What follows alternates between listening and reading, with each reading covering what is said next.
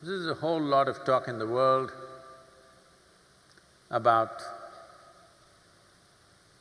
the head and the heart business. But the way you think is the way you feel, and the way you feel is the way you think.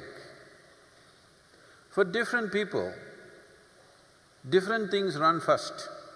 For some people, their thoughts, today largely because of the type of education, for most people their thoughts run ahead of their emotions. But still there is a sizable percentage of people for whom their emotions run ahead of their thought. Now what Sonakshi is asking is, there are situations that you don't wish to be in, but emotions are tangled up. So thought keeps going there, unknowingly you keep walking in the direction. What you need to understand is, thought is agile. Today my thought says she is the most wonderful person. Tomorrow, if she does something that I don't like, immediately my thought says, she is no good.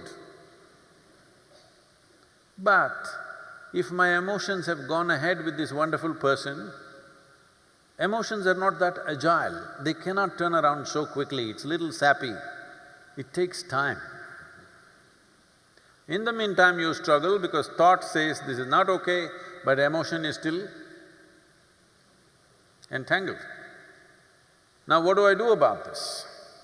Don't try to control your emotions or thoughts, because the very nature of your mind is such that I don't want to think about this person means that's the only person I'm going to think about for the rest of my life.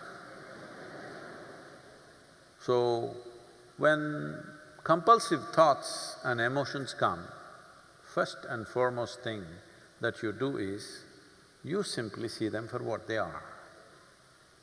You don't try to resist them. The moment you resist, they will multiply. In this mind, you don't have subtraction and division, you only have addition and multiplication. So, what you need to do, one thing is, just understand that thought and emotion are just a recycle of the data that is already there, something that you remember. It is just that memory is little smelly, it just keeps coming. You just have to see it like that, little distance from that. It is like you were jammed in a traffic jam, you were going to the airport, you got stuck in a traffic jam, how much anxiety and struggle you had. Then somehow you got there and then you got into the airplane and you took off. From up there when you look down, how nice the traffic jam looks,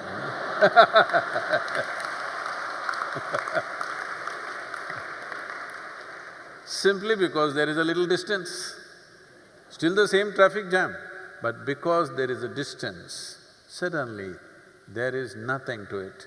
Similarly with your thought and emotion, a little bit of practice to create a little distance from your physiological processes and your psychological processes come. But if you try to handle individual thought and emotion, they will multiply thousandfold.